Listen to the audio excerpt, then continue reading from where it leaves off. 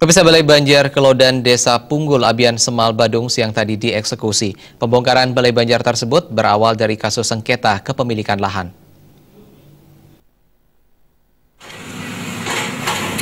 Pembongkaran Balai Banjar Kelodan Punggul, Abian Semal, Badung dijaga ketat aparat TNI Polri dan disaksikan prajurit adat, kelian dinas, serta camat Abian Semal dan warga setempat. Satu buah alat berat dikerahkan untuk membongkar bangunan banjar yang berkonstruksi lantai 2. Proses eksekusi berjalan cukup kondusif. Berdasarkan informasi yang dihimpun di lapangan, kasus eksekusi Balai Banjar Kelodan Punggul ini berawal dari sengketa lahan yang dimanfaatkan untuk Balai Banjar.